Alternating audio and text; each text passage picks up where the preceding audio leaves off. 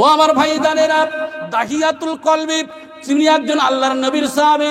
তিনি তখন ঈমান আনেন নাই, ব্যবসার উদ্দেশ্যে চলে গিয়েছিলেন। আসার পরে আরবের নিয়ম নীতি ছিল, মেয়ে ছেলে হলে জ্যান্ত পুঁতে ফেলবে আর বেটা ছেলে হলে রেখে দেবে। কি করলেন? ব্যবসা থেকে ফিরে আসার পরে তার কলিজার টুকরা সন্তান আসার পরে বাপকে পাকা বাতাস করে দেয়, শরীরের ঘাম মুছিয়ে দেয়। ও ভাইদেরা, তার বেবিকে বলছে, বেবি রে, এই মেয়েটা কাদের মেয়ে? এত সুন্দর মেয়ে, এই মেয়ে তো এত মহব্বত করে, ভালোবাসে। আমি আপনাকে বলতে চাই, এই মেয়েটা যদি আমাদের হতো কত ভালো হতো। বিবি বলে, ও প্রাণের স্বামী, এই মেয়ে তো অন্য কারণ নয়, এই মেয়েটা ঠিক আপনার মতো সুন্দর দেখতে, এই জন্য করে সুন্দরী বলে আমি এর নাম দিয়েছি জামিলা, আমি এর নাম দিয়েছি জামিলা। তখন স্বামীর মাথার রাগ এসে গেল। সঙ্গে সঙ্গে যে স্বামী বলছিল এটাই যদি আমাদের মেয়ে হতো ভালো হতো, সেই স্বামী বলছে, বিবি রে, তুমি কি জানো না আরবের নিয়ম? জ্যান্ত মেয়ে ছেলে হলে জ্যান্ত পুঁতে ফেলা হবে আর বেটা ছেলে হলে রেখে দেবে। অতএব এই মেয়ে ছেলেকে কেন তুমি মেরে ফেললে না? মেয়েকে নিয়ে চলে যাচ্ছেন মরু ময়দানে। অনেক বড় ইতিহাস, আমি ছোট্ট করে বলছি। মরু প্রান্তরে নিয়ে চলে গেল, মাঠের মাঝখানে নিয়ে চলে যায় কলিজার টুকরা সন্তান জামিলা। একবার সামনে একবার পিছনে, একবার সামনে একবার পিছনে দৌড়াতে থাকে আর বলে, আপু কোথায় যাবেন? বলে, চল মা চল, একটু দূরে যাব। কিছু দূরে যাওয়ার পরে ওই মাঠের মাঝখানে গর্ত করতে শুরু করে দেয়। ওই নুড়ি পাথর গুলি শরীরে লেগে যায়। কলিজার টুকরা সন্তান, দেখবেন আপনার আমার ঘরে যারা মেয়ে আছে, বাপ পিয়ারি বেশি হয়, মেয়েরা বাপকে বেশি ভালোবাসে। ওই মেয়ে কি করে, আব্বু জানে, শরীরে যখন নুড়ি পাথর বালিগুলো লেগে যায়, কলিজার টুকরা সন্তান নিজে ঝেড়ে দেয়। বলে, আব্বু এত কষ্ট করেন কেন? কেন আপনি গর্ত করছেন, এত কষ্ট করেন কেন? বলে, মার একটু পরে দেখতে পাবেন। তারপরে গর্ত করা হয়ে গেল। মেয়েকে ডাক দিয়ে বলছে, ও জামিলা, ওরে আমার মা, এখানে এসো মা। মেয়েকে ডাকা হলো। ডাকার পরে বলে, মা, ওই গর্তের দিকে তাকিয়ে দেখ। গর্তের দিকে কলিজার টুকরা সন্তান, বাচ্চা, মেয়ে বোঝে না, মাথা নিচু করে যখন তাকিয়ে দেখে, পেছন থেকে নিষ্ঠুর আব্বা ধাক্কা মেরে গর্তের মধ্যে ফেলে দিয়ে পাথরটা যখন নিক্ষেপ করলো, কলিজার টুকরো সন্তান জামিলার কপাল ফেটে রক্ত ফিনকি দিয়ে ফোয়ারা দিয়ে নিজের বাপের শরীরে লেগে গেল। চিৎকার দিয়ে বলছে, আব্বু আপনি মারবেন না, আমাকে মারবেন না, আমি কি অপরাধ করেছি? ওগো আমার আব্বা জান, আপনি আমাকে ছেড়ে দেন, আমি দূর দেশে চলে যাব, অন্য দেশে চলে যাব, তোমার আর আব্বা বলে ডাকবো না, কোনো ডিস্টার্ব আমি করব না, আমাকে ছেড়ে দাও। নিষ্ঠুর পিতা দায়াতুল কলবে কোনো কথা শোনেন না, নুড়ি পাথর বালি দিয়ে তার উপরে ফেলে দিয়ে চাপা দিয়ে চলে আসছেন। আসার পরে বাড়িতে আসার পরে দাহিয়াতুল কলবি তিনি যখন বিছানায় শয়ন করে অতিষ্ঠ হয়ে যায়, আব্বু গো, আমি দোষী নয়, আমার কোন অপরাধে মারলেন। ওই সময় আমার অন্তরটা কেঁপে ওঠে। আমার কলিজার টুকরা সন্তান আমার জামিলা তো কোনো অপরাধ করে নাই, এত বড় অপরাধ আমি করেছি। আমার কলিজার টুকরা সন্তানের পাথর দিয়ে আঘাত করার কারণে শরীর থেকে পেটে রক্ত ফোয়ারা দিয়ে আমার শরীর লেগে গেছে। তারপরে বলেছে, আব্বা আমার ছেড়ে দেন, আমি নিষ্ঠুর পিতা, আমি ছাড়ি নাই, গর্তের মধ্যে দিয়ে আমি চাপা দিয়ে এসেছি। মনটা এত অতিষ্ঠ, এত কষ্ট হয়। চলে গেলেন রাসূলুল্লাহর দরবারে। ইয়া রাসূলুল্লাহ, ইয়া হাবিবাল্লাহ, হুজুর মাফ করে দিন। আল্লাহর রাসূল, আপনি মাফ করে দেন, কি ব্যাপার?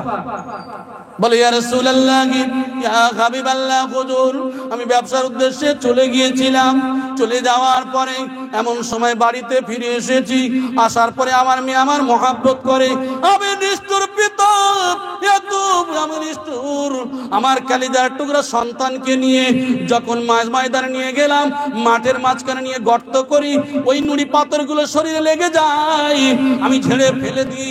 কিন্তু তারপরেও আমার কলিজার টুকরা সন্তান, এত কিছু করার পরেও আমি সেই গর্তের মধ্যে ফেলে দিয়ে নুড়ি পাথর বালি দিয়ে চেপে রেখে দিয়ে এসেছি। আল্লাহর রাসূল চোখ মুবারক থেকে পানি ঝরে, আল্লাহর নবীর চোখ মুবারক থেকে পানি ঝরে আর বলে, বেআইজাবিল কুতিলাত, কি অপরাধে তাকে কতল করলে, কি অপরাধে তাকে হত্যা করলে? এমন করে তুমি মানুষ কি অন্যায় ভাবে এমন করে মারতে পারে? আল্লাহর নবীর চোখ মুবারক থেকে পানি ঝরে। রাসূলুল্লাহ চোখ থেকে পানি পড়ছে। মানুষ এত নিষ্ঠুর হতে পারে? নিজের মেয়েকে গর্তের মধ্যে ফেলে দিয়ে পাথর চাপা দিয়ে আসে। বেআইজাবিল কুতিলাত, কি অপরাধে তাকে হত্যা করেছ? আল্লাহর রাসূল, ওগো আল্লাহর হাবিব, আমি এত বড় অন্যায় করেছি, আমার জীবনে ক্ষমা হবে না। আল্লাহর রাসূল বলে, ও দাইয়াতুল কলবি, তুমি যে সময় এই কাজ করেছো তুমি ছিলে মুশরিক, তুমি ছিলে অবিশ্বাসী, তুমি তো এই কোরআন হাদিস মানো নাই, তুমি এমন আরবের নিয়ম নীতিতে করেছো। আজকের এই মুহাম্মাদের খাতিব হাত দিয়ে কলেমা পড়ে নেওয়ার কারণে তুমি আজকের খালিদ দিলে তওবা করবে, আমার আল্লাহ এত বড় গুনাহকে মাফ করে দিবে।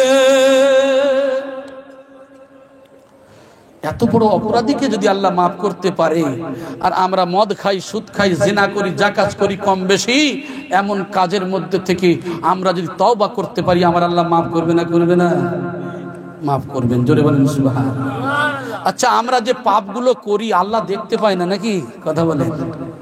আপনারা শপিং মলে বাজার করতে গেছেন, অনেকে গিয়েছেন না? বড় বড় মার্কেটে দেখবেন, বড় বড় দোকানে তো এখন সিসি ক্যামেরা লাগানো আছে। সিসি ক্যামেরা লাগানো থাকে, চুরি করতে পারবেন বলে মনে হয়?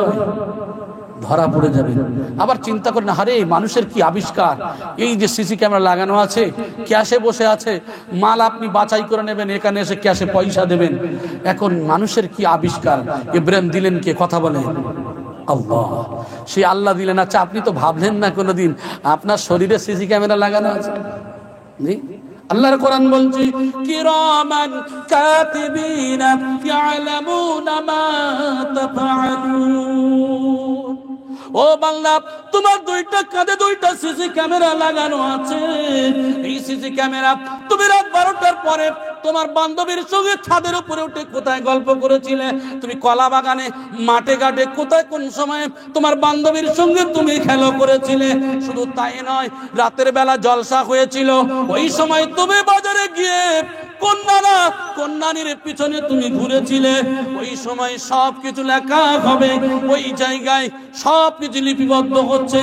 এই যে বাদামতলার এই জায়গায় যে জলসা করছে, আর অনেকে কি করছে, নানা নানির দল অন্য খালের করে তারা জলসা করছে, তবে এগুলি সব লেখা হলো। ও ভাই জানেন, মানুষ যখন চলে যাবে, এই যে আমলনামা যখন দেয়া হবে, ওই আমলনামা দেখার পরে বলবে, আল্লাহ এ কাজ আমি করি নাই, কিন্তু এই কাজ করি নাই বললে সব তো লেখা। কিন্তু মানুষের যখন আমলনামা দেয়া হবে, ওই আমলনামা দেখে বলবে, সত্যিকারের এই বয়সে অমুক মিনিটের অমুক সেকেন্ডে এই জায়গায় এই কাজ করেছিলাম, এটাও লেখা। অমুক জায়গায় এই কাজ করেছিলাম, এই লেখা। অমুক বাদামতলার জলসা হয়েছিল, ওই দিনকে আমি বাজারে ঘুরেছি, আর এক শ্রেণী আল্লাহওয়ালা মানুষেরা তারা জান্নাতের বাগানে বসেছে, আর বাজারটা হলো জাহান্নাম, সেই জায়গায় আড্ডা দিয়েছি, ওই জায়গায় সবকিছু লেখা থাকবে।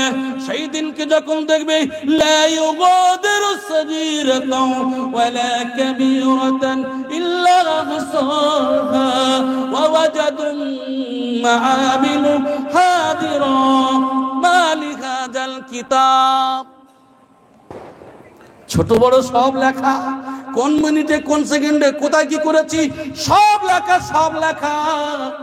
এ কেমন কিতাব রে বাবা! পাড়ায় যদি কোনো মোড়ল মাতব্বররা বিচার করে, দেখবেন বাদী আর বিবাদী দুজনকে হাজির করা হলো বিচারের জন্য।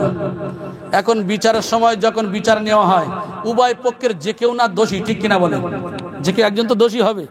তারপরে এ বলে আল্লাহর কসম আমি করিনি, ও বলে আল্লাহর কসম আমি করিনি। তাহলে বলেন, বাঁচার জন্য করছে না করে না? কথা বলে, বাঁচার জন্য, যে কেউ একজন বাঁচার জন্য সে কসম করছে, মিথ্যা বলছে। আল্লাহর দরবারে মানুষগুলি এমন পাপী হবে, পাপী হওয়ার পরে তারা বলবে, আল্লাহ আমি এ কাজ করি নাই, এ কাজ করি নাই। আরে এখানে তো লেখা সিসি ক্যামেরায়। সেই দিনকে মানতে চাইবে না। ঠিক আছে, এটা বন্ধ করে দেয়া হোক, আপনার স্টুডিওতে গিয়ে ফটো তুলেছেন, নাম্বার দেওয়া হয়, 1 বছর পরে গিয়ে ওই নাম্বার দেবেন, আবার কম্পিউটার থেকে ফটো বার করে দেবেন, দেবে না? আরে দুনিয়ার বানানো যদি এই হয়, আল্লাহর বান্দা তোমার খুশ নাই যে আল্লাহ মানুষের মাথায় ব্রেন দিয়ে এই কাজটা করলো, ওই আল্লাহর পক্ষে কোনো সমস্যা নাই। আল্লাহর কোরআন তাই তো জানিয়ে দিচ্ছে, ওয়া কুল্লা ইনসানিন আলজামনাহু তায়রাহু ফি উনুকিহি ওয়া নুখরিজু লাহু ইয়াওমাল কিয়ামাতি কিতাবান ইয়ালকাহু মানশুরা ইকরা কিতাবাকা কাফা বিনাফসিকা আল-ইয়াওমা আলাইকা হাসিবা। প্রিন্ট আউট করা হবে, ঘাট থেকে প্রিন্ট আউট করে বার করা হবে। পড়ো তুমি তোমার কিতাব, কি করেছো দেখো। তুমি তোমার হিসাবের জন্য তো যথেষ্ট, তুমি দেখো না। এটাও দেখার পরে মানুষ একই কথা বলবে, যেহেতু বাঁচতে তো হবে। মানুষ জানার পরেও সে একই কথা, লা ইউগাদিরু সাগীরাতান ওয়ালা কাবীরাতান ইল্লা আহসাহা ওয়া ওয়াজাদু মা আমিলু গাদিরা। সেও তো লেখা একই জিনিস, ওখানেও যা দেখেছে এখানেও তাই। আল্লাহ এ কাজ আমি করিনি, আবার বাঁচার চেষ্টা করবে। ঠিক আছে, তাই হোক, এটাও বন্ধ হয়ে যাক। এইবার আল্লাহ বলবে তোর চালাকি চতুরতা চলবে না। আল ইয়াউমা নাখতিমু আলা আফওয়াহিহিম ওয়া তুকাল্লিমুনা আইদিহিম ওয়া তাশহাদু আরজুলুহুম বিমা কানু ইয়াকসিবুন। জবানকে বন্ধ করে দাও, এর চালাকি করছিল, জবান বন্ধ করে দাও। অতুকাল্লিমুনা আইদিহিম, দুটো হাত কথা বলবে, ওয়াতাশহাদু আরজুলুহুম, দুটো পা সাক্ষ্য দেবে, বিমা কানু ইয়াকসিবুন, সব কৃতকর্ম ধরা পড়ে যাবে। আচ্ছা, আমাদের বিরুদ্ধে যদি আমাদের হাত পা যদি সাক্ষী দেয়, এর থেকে আর কিছু আছে বলে মনে হয়? আপনি কিসের ভরসা করেন? কিসের ভরসা করেন আমার সোনার ভাইয়েরা? তাই আমি আপনাদের হাতে ধরে বলি, পায়ে ধরে বলি, আমার সোনার ভাইয়েরা, শুধু তাই নয়, হাত্তা ইযা মা জাউহা শাহিদা আলাইহিম সামউহুম ওয়া আবসারুহুম ওয়া জুলুদুহুম বিমা কানু ইয়ামালুন। আর শুধু হাত পা নয়, হাত্তা ইযা মা জাউহা শাহিদা আলাইহিম সামউহুম ওয়া আবসারুহুম ওয়া জুলুদুহুম বিমা কানু ইয়ামালুন। আমার আপনার বিপক্ষে দাঁড়িয়ে যাবে এই শরীরের কান, এই চোখ, শুধু তাই নয়, এই শরীরের চামড়া। ওয়াকালু লিজুলুদিহিম লিমা শাহিদতুম আলাইনা ক্বালু আনতাকানা আল্লাহুল্লাযী আনতাকা কুল্লা শাই। চামড়া রে, শীতের সময় তো মহব্বত করে আমি ভালো করে তো ক্রিম লাগিয়েছিলাম, আরে বডি অয়েল দিয়ে তো মসৃণ করেছিলাম, তোর তো আমি যত্ন নিয়েছিলাম, তুই আমার বিরুদ্ধে কথা বললি। কে বলবে? চামড়া বিরুদ্ধে কথা বলবে। সেই চামড়ার উত্তর হবে, ওয়াকালু লিজুলুদিহিম লিমা শাহিদতুম আলাইনা ক্বালু আনতাকানা আল্লাহুল্লাযী আনতাকা কুল্লা শাই। ওই চামড়া বলবে, ও আমার আপনার শরীরের চামড়া আমি কেন বলি? আরে আমার আল্লাহ সবার বাক শক্তি দিয়েছে, ওই আল্লাহ তো আমার বাক শক্তি দিয়েছে। আজকের তোমার বিরুদ্ধে তো দাঁড়াবোই, কারণ আল্লাহর সৃষ্টি, তুমি আল্লাহর বিপক্ষে কেন এই কাজগুলো করেছিলে? ছাড়বে না। আপনি কার ভরসা করে আছেন? এই জন্য করে পৃথিবীতে যত ওলি আল্লাহ আছে, ফুরফুরা শরীফের মুজাদ্দিদরা হোক, আজানগাছির মুজাদ্দিদরা হোক, ও ভাইজানেরা, হাজী ইমদাদুল্লাহ মুআযির মক্কি রাহমাতুল্লাহ আলাইহি হোক, বিশ্বে ওলি বুজুর্গ পীর ওলি আল্লাহ অনেক লক্ষ লক্ষ রয়েছে। তাদের একটাই উদ্দেশ্য ছিল, মানুষ তোমরা কোরআনের হুকুম মেনে নাও, নবীর তরিকা মেনে নাও, জীবনে কোনোদিন পথভ্রষ্ট হবে না। সেই জন্য করে আমি আপনাদের বলি, আমি আমার ভাইয়েরা, আমি আপনাদেরকে শুনিয়ে যাই, ওয়ানুফিকা ফিস-সূর ফালা أنصب بينهم يومئذ ولا يتساءلون যখন সিংহায় ফু দেয়া হবে অন্তরঙ্গ বন্ধুর দেখবে কেউ কারোর জিজ্ঞাসা করবে না।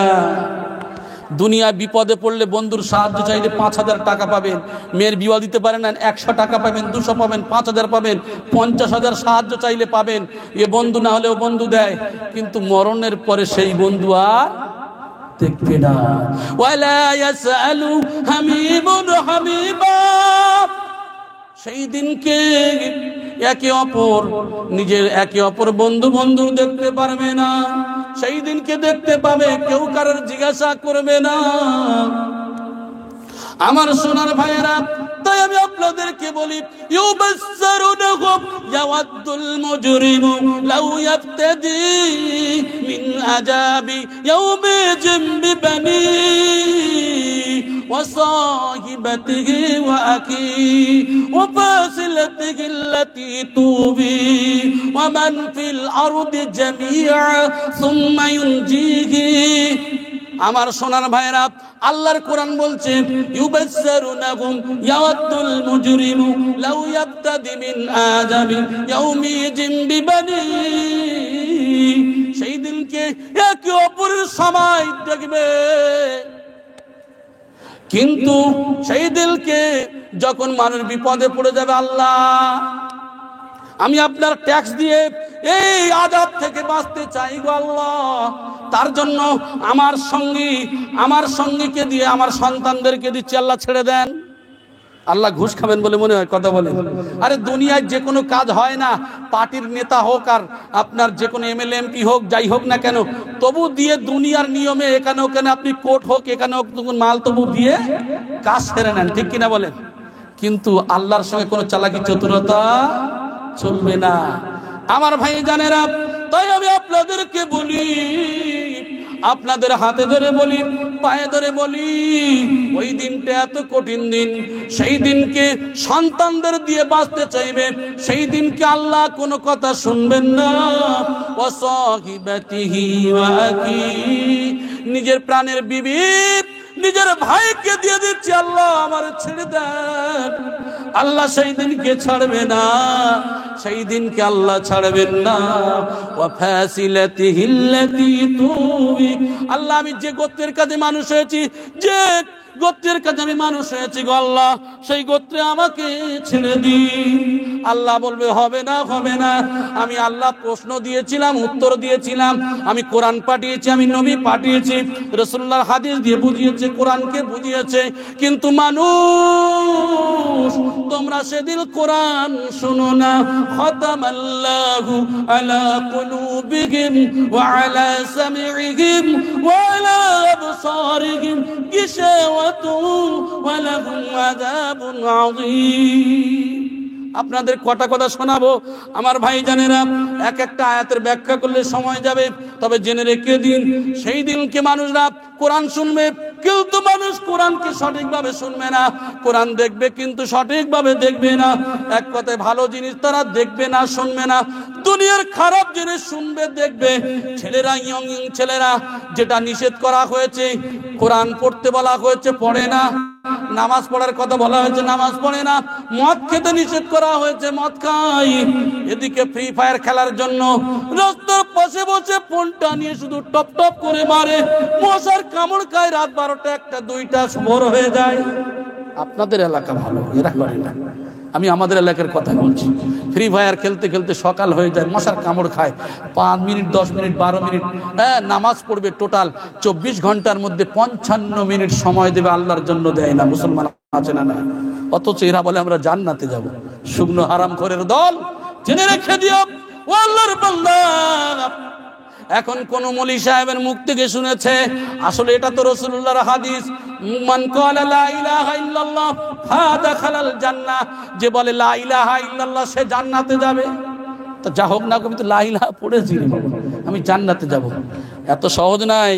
জান্নাত নানার বাড়ির গোয়াল নয় যে ঢুকিয়ে দেবে মিয়া। হ্যাঁ, খলিফায়ে মুসলিমিন হযরত ওমর হযরত আবু হুরায়রা রাদিয়াল্লাহু তাআলা আনহু যখন এই কথা বলেন, একজন ব্যক্তি শোনার পরে রাস্তা দিয়ে চিৎকার করে যায়।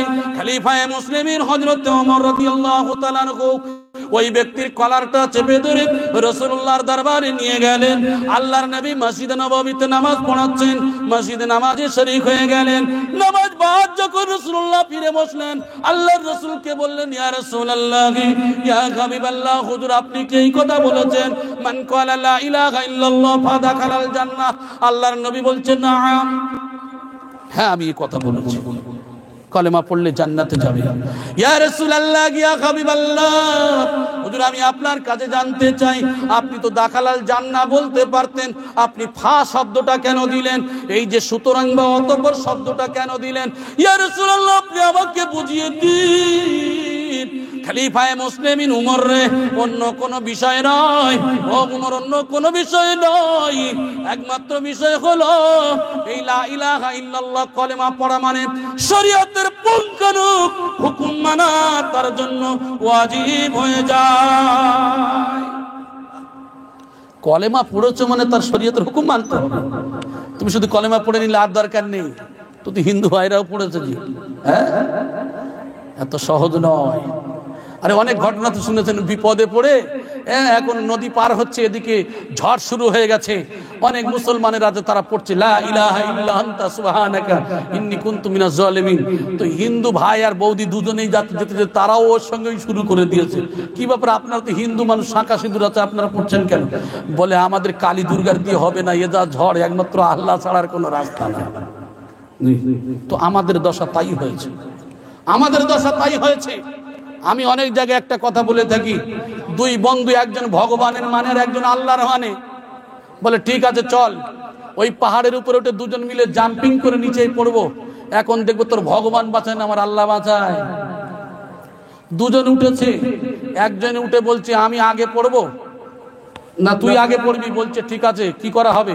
লটারি করা হলো, তাই হিন্দু ভাই আগে পড়বে। কিন্তু ও ভগবানের মানে, কিন্তু ওর নির্দিষ্ট ওর একটা মনের নিয়ত ছিল ভগবান মানে সে আল্লাহরে মানে, যদিও আমাদের ভাষায় আল্লাহর ভগবান এক নয়। এর ব্যাখ্যা আবার অনেক আছে, আমি হিন্দু ধর্ম নিয়ে আমি একটু বলেছি, আর ওদিকে যাব না। তো যাই হোক, এখন তার নিয়তে সে কিন্তু পাকা, এখন তিনি পড়েছে লম মেরে, দেখা যাচ্ছে সে বেঁচে গেছে। আর যে মুসলমান চিন্তা করছে সেই তো ও ভগবান বলে তো বেঁচে গেল, আমি আল্লাহ বলবো না ভগবান বলবো। এর নিয়ত ঠিক আছে বলে মনে হয়, কথা বলে। এ তখন বলছে আল্লাহ বলবো না ভগবান বলবো।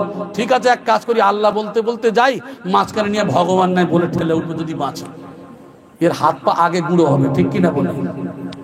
আমার বলার উদ্দেশ্য হলো এটাই, আজকের সমাজে আমাদের পরিস্থিতি তাই, আমরা আল্লাহকে যে ডাকতে হয়, ডাকার মতো যদি ডাকতে পারি, আল্লাহ সুবহানাহু ওয়া তাআলা আমাদেরকে মদদ করবেন। জোরে বলেন সুবহানাল্লাহ। ও ভাই জানেরা, আমি আপনাদেরকে সেই কথাই বলতে চাই, এই জন্য করে আল্লাহর কাছে ট্যাক্স দিয়ে কোনো কাজ হবে না। ওই দিনকে আল্লাহর নাম হবে কাহার, আল্লাহ বড় নিষ্ঠুরতা পাঠ করবেন। ওই দিনকে আল্লাহ এমন নিষ্ঠুর হবেন, নিষ্ঠুরতা পাঠ করবেন। আমার ভাই জানেরা, নিষ্ঠুর হয়ে আল্লাহ বিচার নেবেন।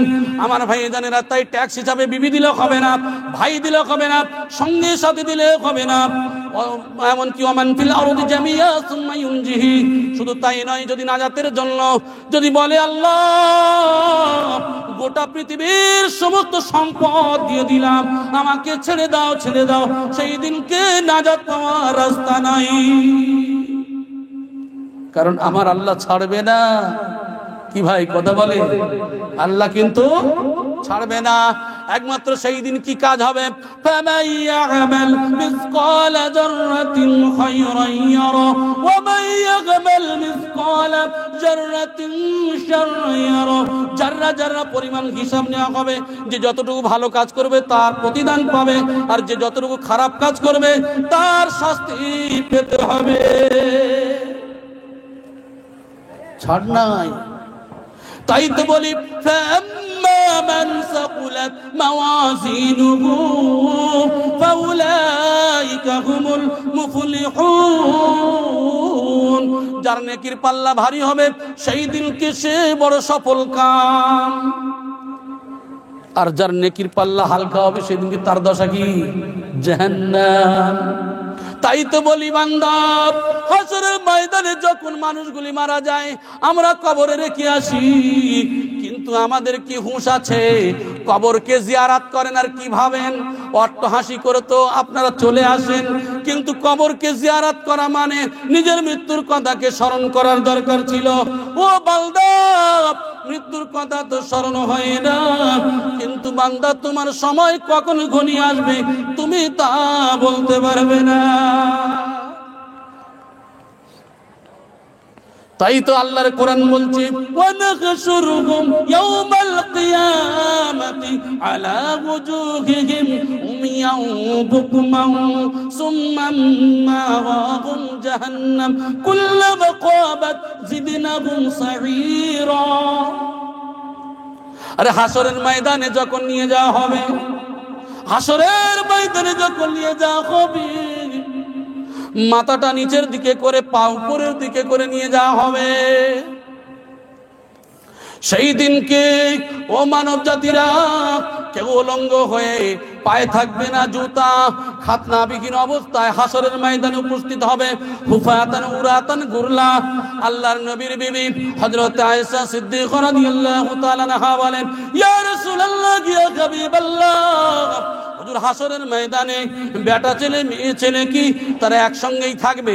এই অবস্থা, তারা উলঙ্গ অবস্থায় খাতনাবিহীন অবস্থায় তাদের এই দশা একসঙ্গে কি তারা থাকবে?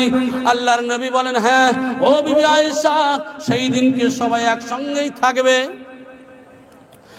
উম্মাতুল মুমিনিন হযরত আয়েশা রাদিয়াল্লাহু তাআলা আনহা বলেছিল, না না না না ইয়া রাসূলুল্লাহ, ইয়া হাবিবাল্লাহ, হুজুর সেই দিনকে বেটা ছেলে মেয়ে ছেলে যদি একসঙ্গে থাকে কত না লজ্জাবোধ হবে। ও বিবি আয়েশা, ওই দিনটা এত কঠিন দিন, হাসরের ময়দানটা এত কঠিন, এত কঠিন, এত কঠিন যে মানুষগুলো নিজেদের আঙ্গুল চিবিয়ে খেতে খেতে কোনই পর্যন্ত চিবিয়ে খেয়ে ফেলবে, হুঁশ থাকবে না। ও বিবি আয়েশা, এই সূর্য এই পৃথিবী থেকে, আমরা জানি এই পৃথিবী থেকে সূর্য 930 কোটি মাইল দূরে রয়েছে। আমরা যে পৃথিবীতে বসবাস করি এর থেকে ওই সূর্য 13 লক্ষ গুণ বড়। তাহলে 13 লক্ষ গুণ যদি সূর্যের যদি সাইজ বড় হয় আর 930 কোটি মাইল দূরে যদি হয়, ওই সূর্যের একটা মুখ দিয়ে কিরণ দেয়, তার ওজোন লেয়ার দেয়া রয়েছে। ওই যে ওজোন লেয়ার দেয়া রয়েছে, এই গরম আমাদের সহ্য হয় না। আমরা এয়ার কন্ডিশনের হাওয়া খাই, আমরা কি করি, ফ্রিজের পানি ব্যবহার করি। ও ভাই, একবারে কি মনে নাই, একবার কি হুঁশ হয় না? ওই সূর্য একদিন মাথার উপরে আসবে, 12টা মুখ হবে, একটা মুখ ওজোন লেয়ার এত কষ্ট, সেই দিন মাথার উপরে আসবে 12টা মুখ হবে। ওই দিনকে ওই তাপ কেমন করে সহ্য করবে? কি করে সহ্য করবে? মাথার চাঁদি ফেলে ফেটে যাবে, ঘি টকবক করে ফুটতে ফুটতে নাকের কানের ছিদ্র থেকে বেরিয়ে আসবে মগজগুলো। আশকারা রোজ মাহশর বাকিয়ামত করদিস, আশকারা রোজ তমাশায়ে জামালে ইয়ারনিস। সেই দিনকে মানুষেরা পানি পানি বলে চিৎকার দেবে, সেই দিনকে মানুষ পানি পানি বলে চিৎকার দেবে। কিন্তু আল্লাহওয়ালা, আল্লাহ প্রেমিক খোদা বিরু মানুষ যারা হবে, এরা সেই দিনকে বলবে, আমার আল্লাহ কই, আমার আল্লাহ কই। আল্লাহ বলবে, আমার মালাইকা কুদরতি পর্দাটা সরিয়ে দাও, দেখতে দাও আমার বান্দাদেরকে। আব্দি আয় আয় আয়, আজকের তোদের কষ্ট দেব না। যে সময় মানুষরা রমজানের রোজা রেখেছিল, ওই সময় তোমরা এক শ্রেণী মানুষেরা রোজা রেখেছিল, আর এক শ্রেণীর মানুষেরা রোজা রাখতে পারে নাই। এক শ্রেণীর মানুষেরা এই যে বাদাম তোলার জলসায়, কোরআনের মজলিসে, এই মেহফিলে বসে বসে কোরআনের কথা শুনেছিল, আর এক শ্রেণী মানুষেরা বাজারে আড্ডা দিয়েছিল। এরকম করতে করতে একের পরে এক সেই দিনকে কিন্তু সব ধরা পড়ে যাবে, সব ধরা পড়ে যাবে। তাই তো বলবে, বান্দা আজকের কষ্ট পেতে হবে না, আমি আল্লাহ আজকের তোমাদের সাহায্যকারী। একবার জোরে বলি সুবহানাল্লাহ। ও ভাইজানেরা, তাই তো আমি আপনাদেরকে এতক্ষণ বোঝাতে চাইছিলাম, কেউ কারো সাহায্য করতে পারবে না। গোটা পৃথিবীর যত পীর মাশায়েখ আল্লাহওয়ালা বুজুর্গানে দিন এসেছেন, সবার কাজ হলো এ বিশ্ববাসীরা একমাত্র তোমরা কোরআনের হুকুম মতো চলবে, নবীর তরিকা অনুযায়ী চলবে, জীবনে কোনোদিন পথভ্রষ্ট হবে না। আর জান্নাতে যেতে গেলে আল্লাহর রহমত ছাড়া জান্নাতে যাওয়া যায় না। আর আমল যদি না থাকে কোনো কাজে আসবে না, আমলটা পরিপূর্ণ করতে হবে। সেই জন্য করে আমি আপনাদেরকে শুনিয়ে গেলাম, নামাজটা চেষ্টা করবেন, কাজা করবেন না। ইচ্ছাকৃত যদি কাজা করেন, আল্লাহর নবী বলেছেন মান তারাকা সালাতা মুতাআম্মিদান ফাকাদ কাফার, যে ইচ্ছাকৃত নামাজ তরক করলো অবিশ্বাসীর সমপর্যায়। আমি ফতোয়ার কিতাব থেকে আপনাদের জানিয়ে দিয়েছি, কোরআন হাদিস থেকে জানিয়ে দিয়েছি, আমরা রিজকে হালাল খাবো, তাকওয়া পরহেজগারি করব, সুদের ধারে কাজে চেষ্টা করব, পরহেজ করব, ছেড়ে দেব, যাব না। তাহলে আমাদের হাসরের ময়দানে বিচারের জন্য যেতে হবে। যেদিন আল্লাহ বিচার নেবে, সেই দিনকে আজান গাছি ফুরফুরা তাবলীগ আর দেখবে না। দেখবে এই লাইন আজান গাছি, এই লাইন ফুরফুরা, এই লাইন তাবলীগ, এই লাইন আহলে হাদিস, এমন বিষয় আছে নাকি? সেদিনকে আল্লাহ এক এক করে বিচার নেবেন। ও ভাইজানেরা, তাই আমি আপনাদের হাতে ধরে বলবো, পায়ে ধরে বলবো, আমার ভাইজানেরা, আল্লাহকে ভয় করো, আল্লাহর রাসূলকে, আল্লাহর রাসূলের তরিকা অনুযায়ী চলো। এই জন্য করে বিশ্বের যত পীর মাশায়েখ আল্লাহওয়ালা বুজুর্গানে দিন এসেছে, তাদের উত্তর একটাই, যে বিশ্ববাসীরা একমাত্র এই হুকুম মতো তোমরা চলবে, তোমাদের ইহজীবন পরজীবন মঙ্গলময় হবে। কিন্তু এক শ্রেণী মানুষ কোরআনের মজলিসে বসবে, কোরআন শুনবে না। এক শ্রেণী মানুষ কোরআনের মজলিসে শুনবে, কোরআন তারা কানে নেবে না, ওয়াজ নসিহত শুনবে, এখানে ঝেড়ে রেখে চলে যাবে। কিন্তু এক শ্রেণীর মানুষ কোরআন প্রেমী যারা, কোরআন শুনবে, উঠতে চাইবে না। তাই তো মুমিনের ডেফিনেশন দিল কোরআন, ইন্নামাল মুমিনুনা আল্লাযীনা ইযা যুকিরাল্লাহু ওয়াজিলাত কুলুবুহুম ওয়া ইযা তুলিয়াত আলাইহিম আয়াতুহু যাদাতুহুম ঈমানান ওয়া আলা রাব্বিহিম ইয়াতাওয়াক্কালুন। মুমিন কারা? মুমিন তো তারা যারা আল্লাহর জিকিরে, আল্লাহর স্মরণে, আল্লাহর ধ্যানে ওয়াজিলাত কুলুবুহুম, তাদের অন্তরে কম্পন শুরু হয়। অন্তরে কম্পন শুরু হয় যখন আয়াতসমূহকে পাঠ করা হয়। তা যাদাতুহুম ঈমানা, তাদের ঈমানটা বেড়ে যায়। কি বাড়ে?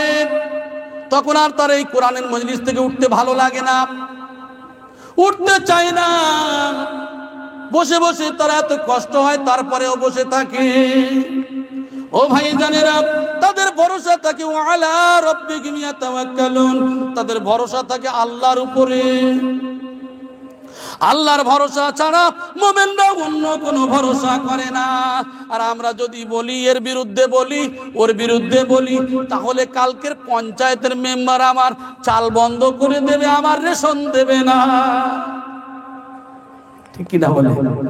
আরে ভরসা আল্লাহর উপরে, ইমানদারের ভরসা তো আল্লাহর উপরে থাকার দরকার ছিল।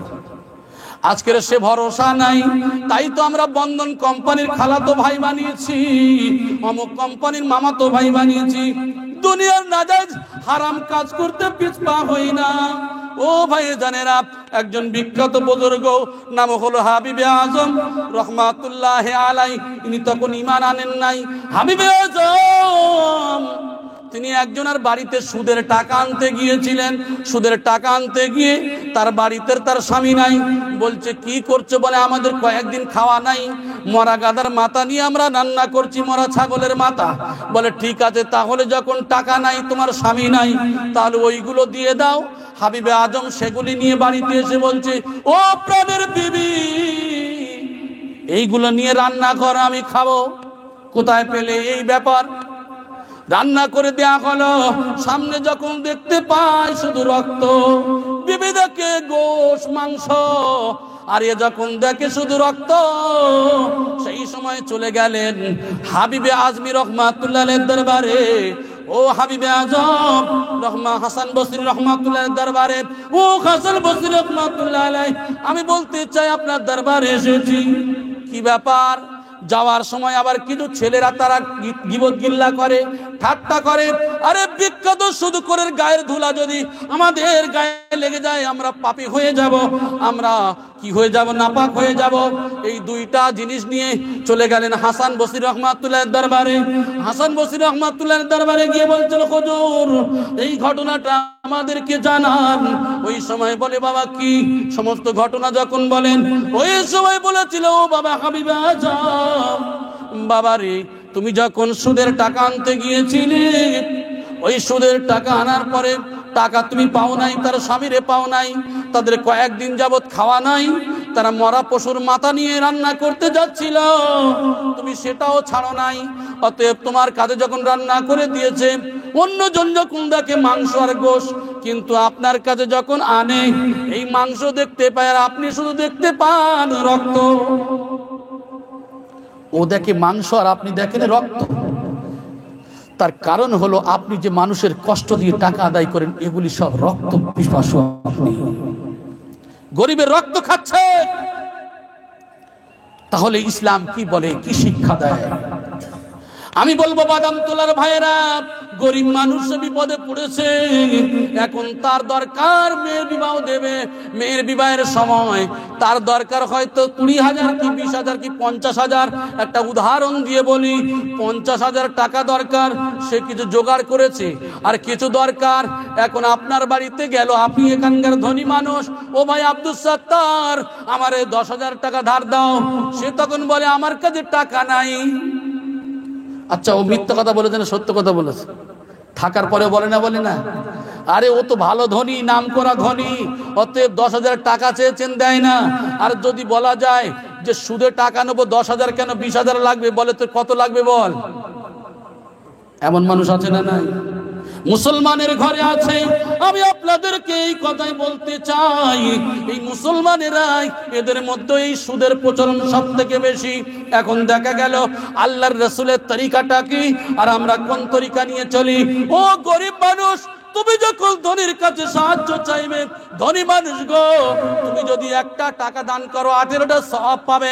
তাহলে তুমি একটা টাকা যদি কর্জে হাসানা দাও, তুমি 18টা সওয়াব পাবে।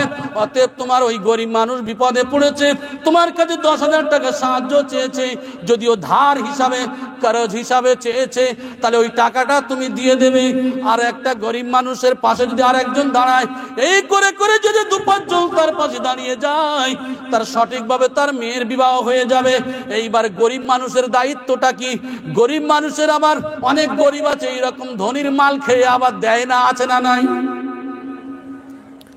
গরিব মানুষ, তুমি গরিব ঠিকই আছে, ধনী ব্যক্তির কাছে তুমি ধার নিয়েছো, তাহলে তোমার তো সুদে দেয় না। তোমার সাহায্য যখন করেছে, তোমার দায়িত্ব ছিল নিজে কষ্ট করে হলেও, মেহনত করে হলেও তার টাকা না চাইতে তার টাকাটা ফিরিয়ে দেওয়া। এর নাম হলো ইসলাম। ধরে বলেন সুবহানাল্লাহ। সেটা আমার আপনার না, সেগুলি করি নাই।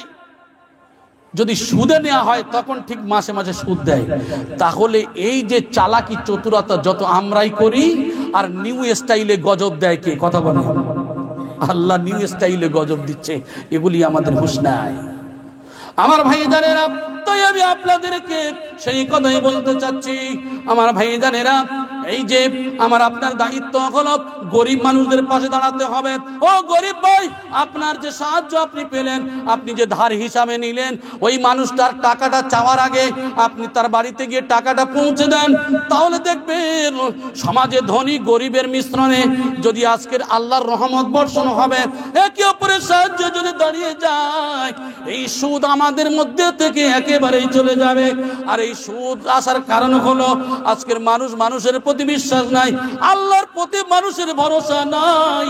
এই জন্য করে মানুষ এই সমস্ত কাজের মধ্যে লিপ্ত। তো যাই হোক, হাবিবে আজম যখন এই কথা বলেন, তো হাসান বসরি রহমাতুল্লাহ আলাইহি এই কথা উত্তর দিয়ে যখন বললেন, হাসান বসরি রহমাতুল্লাহ আলাইহি তার প্রতি উত্তরে বললেন, হুজুর বেয়াদবিকে মাফ করুন, আজটা কথা আপনার কাছে জানতে চাই, ওই বাচ্চাগুলি কেন এমন বললো? ও হাবিবে আজম, এই বাচ্চাগুলি বলার কারণ হলো অন্য কিছু নয়, তুমি এই সুদের টাকা যে খেতে তুমি এত নোংরা, আল্লাহর কোরআন রাসূলুল্লাহর হাদিস তোমাকে এত নোংরা বানিয়ে দিয়েছে, এই জন্য করে তারা ঘৃণা করেছে। তাদের তো আপনার গায়ের ধুলাবালিগুলো দেখে তাদের গায়ে যদি লেগে যায় নাপাক হয়ে যাবে, তারা এই কথা বলেছে। তাহলে সুদ হলো এমন খতরনাক জিনিস, এমন খতরনাক জিনিস। আমি যে কথা বলেছি কোরআন থেকে, ইয়া আইয়ুহাল্লাযীনা আমানুত্তাকুল্লাহা ওয়া দারু মা বাকিয়া মিনার রিবা ইন কুনতুম মুমিনিন। হে ইমানদারগণ, আল্লাহকে ভয় করো, যার কাছে যতটুকু সুদ আছে ছেড়ে দাও। ইন কুনতুম মুমিনিন, যদি তোমরা মুমিন হও, যদি আমি আল্লাহ আমার বিশ্বাসী হও। আর যদি না বিশ্বাস করে থাকো, যদি না তোমরা ছেড়ে দাও, ফা ইল্লাম তাফআলু ফাআযানু বিহারবিন মিনাল্লাহি ওয়া রাসূলিহি। আমি আল্লাহ আমার রাসূলের সঙ্গে যুদ্ধের ঘোষণা রইল। মুসলিম শরীফের 3য় খণ্ডের 3881 নম্বর হাদিস। ওয়ান জাবিরিন রাদিয়াল্লাহু তাআলা আনহু قال لعن رسول الله صلى الله عليه وسلم آكل الربا موكله وكاتبيه وشاهديه وقال هم سواء। 4 ব্যক্তির উপর লানত করেছে, যে সুদ খেলো, যে দিল, যে লিখলো, যে সাক্ষ্য থাকলো, এরা হলো সমান সমান গুনাহগার। শুধু তাই নয়, সুদ বলতে ডাইরেক্ট সুদের অনেক ধারা রয়েছে। মুসলিম শরীফের 3য় খণ্ডের 38,945 নম্বর হাদিস থেকে 38,949 নম্বর হাদিস পর্যন্ত এই 5টা হাদিসে আরো কঠোর নিষেধ করা আছে। আপনার ছেলের বিবাহ দেবেন, ওই ছেলে জোয়ান যুবক ছেলে, ওই ছেলের বিবাহ দেবেন। আজকের দেখা যায় 15 টাকা নিয়ে আছে না নাই, এ বলে আমি অমুক সিলসিলার মানুষ, এ বলে আমি অমুক পীর সাহেব, এ বলে আমি অমুক পীরের মুরিদ, এ বলে আমি জামাত ইসলামীর অমুক লিডার, আমি বলে থাকি আমি তবলিগের আমির সাহেব, অমুক জেলার আমি অমুক সাহেব, যে যার কথা দিয়ে বলি। কিন্তু এদিকে কি করি, দেখা যায় ছেলের বিবাহ দিয়ে 15 টাকা খাওয়ার জন্য এ শুকনো হারাম করে আমাদের দেশে আছে, ঠিক কিনা বলুন? এগুলো সব সুদের মধ্যে গণ্য। আমি ব্যাখ্যা করতে যাচ্ছি না, সময় অনেক হয়ে গেছে আমার ভাইরা। তাহলে সুদ এত খতরনাক জিনিস আছে, আমাদের পরহেজ করতে হবে। তাহলে নামাজের কথা বললাম, হালালের কথা বললাম, সুদের কথা বললাম, আমার আপনার কি করতে হবে? এই ফ্রি ফায়ার যে খেলি এটাও আমাদের ছেড়ে দিতে হবে, সে কথা আমি বললাম। মদের সামান্য টাচ দিয়েছি, মদের আমি পরিপূর্ণ কিছু আমি আলোচনা করি নাই আমার ভাইজান। তবে আজকের একটা কথা না বললে নয়, আমি পর্দার দিকে মাত্র 10-15 মিনিট যা সময় আছে আমি একটু বলবো। তবে তার আগে একটা কথা আমি আপনাদের শুনিয়ে দিই। আমার